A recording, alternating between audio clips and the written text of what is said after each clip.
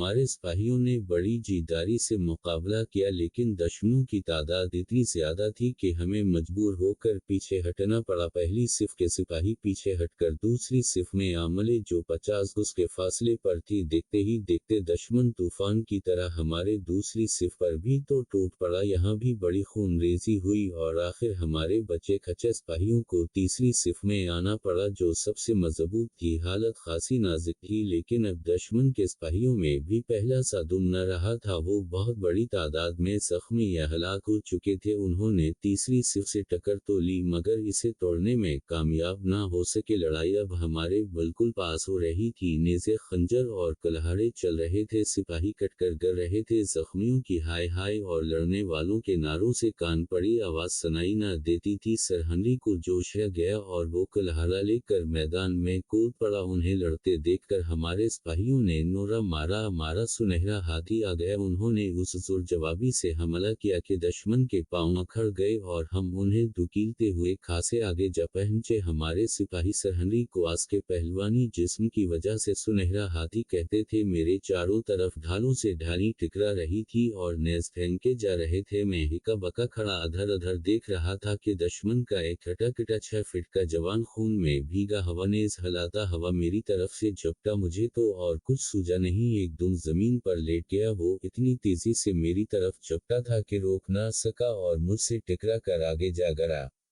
میں نے فورا پستول سے اس کا کام تمام کر دیا۔ اسی وقت میرے سر پر کوئی چیز زور سے لگی اور میں بے ہوش ہو گیا۔ جب مجھے ہوش آیا تو کیا دیکھتا ہوں کہ گڈ پاس بیٹھا میرے منہ پر پانی کے چھینٹے دے رہا ہے۔ میں نے آنکھیں کھولی تو وہ بولا کیا حال ہے؟ میں اٹھ بیٹھا اور بولا معلوم تو ٹھیک ہوتا ہے۔ گڈ نے کہا جب میں نے دیکھا کہ سپاہی تمہیں اٹھا کر لا رہے تو میرا دل دھک سے رہ گیا۔ میں نے سوچا کہ لو اپنا یار تو خدا کو پیارا ہوا، مجھے کسی نے مارا تھا اور لڑائی کا کیا انجام ہوا؟ میں نے پوچھا۔ گڈ بولا تمہارے سر پر کسی نے ڈھال ماری ہوگی۔ لڑائی کا حال یہ ہے کہ ہم نے دشمن کا حملہ پسپا کر دیا ہے مگر ہر طرف کشتوں کے پشتے لگے ہوئے ہیں۔ ہمارے کوئی 2000 اور دشمن کے 3000 آدمی ہلاک اور زخمی ہوئے ہیں۔ وہ دیکھو تینوں طرف سے ہمارے سپاہی 4-4 کی ٹولیاں بنائے اپنے زخمی ساتھیوں کو اٹھا اٹھا کر لا رہے ہیں۔ پہاڑی کی چوٹی پر زخمیوں کے سوا کچھ نظر نہ آتا تھا۔ میں اور گڈ سر ہنری اور گنوسی کی تلاش میں نکل پڑے۔ وہ ایک کونے میں کھڑے ایک دوسرے سے صلاح مشورہ کر رہے تھے۔ مجھے آتا دیکھ کر سر ہنری نے کہا شکر ہے کہ تم آ گئے، میری سمجھ میں نہیں آ رہا تھا کہ گنوسی کیا کہہ رہا، تم ذرا پوچھ کر بتاؤ مجھے۔ اس وقت حال یہ ہے کہ ہم دشمن کا حملہ ہر طرف سے پسپا کر چکے ہیں مگر توالا کے پاس ابھی کافی فوج اور ہے اور شاید اس کا ارادہ یہ ہے کہ ہمیں چاروں طرف سے گھیر کر بیٹھ جائے۔ میں نے کہا کہ معاملہ گڑبڑ ہے۔ سر ہنری نے کہا ہم بڑی مشکل میں پھنس گئے ہیں، پہاڑی پر پینے کا پانی ختم ہو چلا ہے۔ انفادوس بولا پانی ہی نہیں، ہمارے پاس کھانے کو بھی کچھ نہیں ہے، شام تک بھوک پیاس سے برا حال ہو جائے گا۔ والا صبح ہمیں آزما کر دیکھ چکا ہے، اب وہ دوبارہ ہم پر حملہ کر نہیں کرے گا، اس کے بجائے وہ ہمارے گرد گھیرا ڈال کر بیٹھ رہے گا۔ آج کا دن تو خیر جیسے تیسے کٹ جائے گا، کل ہم کیا کریں گے؟ میرے خیال میں اب لڑنے کے سوا کوئی چارہ نہیں، تمہاری کیا رائے ہے؟ میں نے سر ہنری اور گڈ سے صلح کرنے کے بعد جواب دیا ہماری رائے میں ہمیں آج ہی اور ابھی حملہ کرنا چاہیے، کل تک ہمارے سپاہی بھوک پیاس سے نڈھال ہو چکے ہوں گے اور اگر یہ جنگ جیت سکتے ہیں تو صرف آج کے دن۔ انفادوس اور دوسرے سرداروں نے بھی میری رائے کو پسند کیا۔ انفادوس نے کہا آخری فیصلہ ہے، جو بادشاہ کی رائے وہی ہماری۔ گنوسی کچھ دیر سر جھکائے سوچتا رہا، پھر اس نے کہا کہ اب تو دوپہر ہو گئی ہے اور میں چاہتا ہوں کہ سپاہیوں کو کچھ دیر سستانے دیا جائے، اس عرصے میں وہ کچھ کھا پی بھی لے گے، ہمارے پاس زیادہ نہیں تو ایک وقت کا کھانا ضرور ہے، سپہر کو ہم حملہ کریں گے۔ میں نے حملے کا یہ منصوبہ تیار کیا ہے کہ تم دیکھ رہے ہو کہ یہ پہاڑی جس پر ہم کھڑے ہیں 2 شاخی ہے اور اس کی شاخوں کے درمیان یہ تنگ سا میدان ہے، سپاہر کو چچا انفادوس کے سفید ڈھالوں والی فوج اس میدان میں اس طرح آگے بڑھے گی جیسے حملہ کرنے والی ہوں، اس کی پیش قدمی روکنے کے لیے توالا فورا اپنی فوج مقابلے میں بھیجے گا، مگر یہ میدان جنگ ہے اور دائیں بائیں پہاڑ کی شاخوں پر ہمارا قبضہ ہے، اس لیے دشمن کی فوج پوری طاقت سے حملہ نہیں کر سکے گی۔ جب توالا کی فوج کی की तवज्जो उस मोर्चे पर होगी तो हम थोड़े से आदमी पहाड़ी पर छोड़कर अपनी फौज को चोरी छपे पीछे से उतार कर दो हिस्सों में बांट देंगे। एक हिस्सा दाएं तरफ चला जाएगा और दूसरा बाएं तरफ। ये लंबा चुकर काटकर छपते छपाते यकायक दुश्मन के दोनों बाजों पर टूट पड़ेंगे। उस तरह दुश्मन की सफों में खलबली मच जाएगी। एक दफा उसके पांव अखड़ गए तो हमारी जीत यकीनी बनाने अगनुसी का मंसूबा हम सबको पसंद आया। अब फैसला ये हवा के सरहदी इंफादूस की फौज के साथ बीच वाले मोर्चे पर रहेंगे और मैं अगनुसी के साथ पहाड़ के पीछे से उतरकर बाएं तरफ जाऊंगा।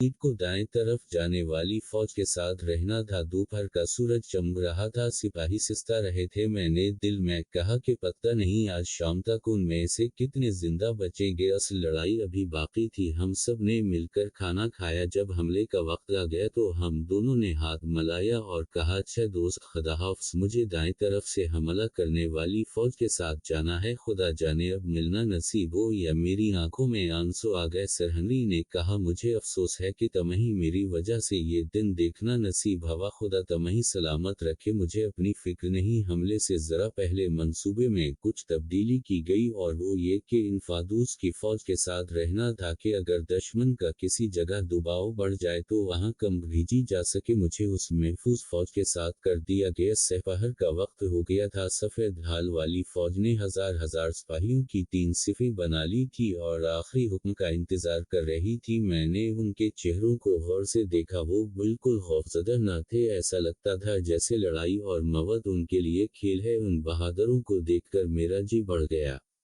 हमले का हुक्म देने से पहले इंफादूस ने सिपाहियों से कहा, मेरे सिपाहियों, आज मेरी अस्त और आबरू तुम्हारे हाथ है। अपने बादशाह को देखो, मेरे सफ़ेद बालों पर नजर करो। कहीं कल तुम्हारे बारे में लोग ये न कहे कि तुमने अपने बादशाह और अफसर की खाक में मिला दी। मैदान में घड़ी भर न रोक सके बहादुर तवाला के सिपाही तो बोलते हैं, हमारे सामने क्या ठहरेंगे। डटकर लड़ना, सीनों पर नेज़े खाना, मगर कदम पीछे न हटाना। बुजुर्गों के नाम को बटाना लगाना, आगे बढ़ो और आज या हम नहीं या वो नहीं। इंफादूस की जोश भरी बातें सुनकर सिपाहियों ने उस जोर से नारा मारा कि पहाड़ी गूंज उठी। इतने में एक हरकारे ने आकर इंफादूस को खबर दी कि जिन फौजों को दाएं बाएं हमला करना है वो पहाड़ी के पीछे उतर कर रवाना हो चुकी है। इंफादूस को इसी अतला का इंतजार था। उसने अपनी फौज को इशारा किया। तीनों सफ़े पहाड़ी से उतर कर तंग मैदान में बढ़ने लगी। सरहंदी और सबसे अगली सिफ में थे। जैसे कि हमें उम्मीद थी। हमारी फौज को पहाड़ी से उतरते देखकर तवाला की फौज में हिंगामा बरपा हो गया। वो ये समझे कि हम हमला करने आ रहे हैं। तवाला ने फौरा कई हजार सिपाहियों को हमारा रास्ता रोकने के लिए दौड़ाया। उन्हें अपनी तरफ आता देखकर हमारी पहली सिफ नेज़े तान कर खड़ी हो गई। मैदान तंग होने का हमें ये फायदा हुआ कि दुश्मन की सारी फौज एक ही हिले में हमसे न टकरा सके, बल्कि उन्हें भी सिफ बांध कर बारी बारी हमला करना पड़ा। तवाला के जो सिपाही सबसे पहले सफेद ढालों वालों के सामने आए और वो पहल करते हुए कुछ हिचकिचाए। उसकी वजह ये थी कि सफेद ढालों वाले अपनी बहादुरी की वजह से मुल्क भर में मशहूर थे और उनके सामने आते हुए सब घबराते थे। खैर, तवाला या किसी दूसरे सरदार के अफसाने पर वहशियों की तरह चीख मारकर हमारी सफ पर टूट पड़े और फौरा ही मार धाड़ का बाजार गर्म हो गया। 10-15 मिनट की शदीद लड़ाई के बाद दुश्मन के सिपाही पीछे भागते हैं और सफेद ढालों वाले आगे बढ़ते नजर आए। कुछ देर के लिए लड़ाई हल्की पड़ गई। दुश्मन के 3000 के करीब आदमी काम आ चुके थे। मैदान में लाशों का फर्श बचा हुआ था। हमारी पहली सिफ भी खत्म हो चुकी थी और उसकी जगह दूसरी सिफ ने ले ली थी। मुझे ये देखकर इत्मीनान हुआ कि सरहंदी जिंदा थे। उनके सुनहरे बालों और फूरी रंगत की वजह से उन्हें दूर से पहचाना जा सकता है। अपनी फौज को पसपा होते देखकर तो अल्लाह को हंसा आ गया और उसने कई हजार ताज़ा दुम सिपाही लड़ाई में झोंक दिए। वो हमारी दूसरी सबसे उस तरह टकराए जैसे तूफानी समंदर चुकर साहब की चट्टान से टकराता है। हमारी सब भी चट्टान की तरह डटी रही। कुछ देर के लिए तो दुश्मन ने ऐसा जोर बांधा, मुझे यकीन हो गया कि हमारे सिपाही पसपा होने वाले हैं, मगर उन्होंने बहादुरी का सबूत दिया कि दुश्मनों के छक्के छड़ा दिए। देखते ही देखते तवाला के सिपाही میدان چھوڑ کر اس طرح بھاگے جیسے کوئی بڑا لشکر لگا ہوا ہے، حالانکہ حقیقت یہ تھی کہ ہمارے سفید ڈھال والے 3000 بہادروں میں سے اب صرف 600 باقی رہ گئے تھے اور وہ بھی خون میں نہائے ہوئے تھے۔ میں نے سر ہنری اور انفادوس کو سپاہیوں کے درمیان صحیح سلامت دیکھ کر خدا کا شکر ادا کیا۔ میں جن 2000 سپاہیوں ساتھ پہاڑی پر کھڑا تھا وہ بھی چین ہوئے جا رہے تھے، ان کے بس میں ہوتا تو وہ کب کے میدان میں کود پڑے ہوتے۔ میں نے ان کے سردار سے پوچھا، نیچے ہماری فوج تھوڑی سی رہ گئی ہے، ہماری مدد کی ضرورت ہے، ہم کب تک یہاں کھڑے رہیں گے؟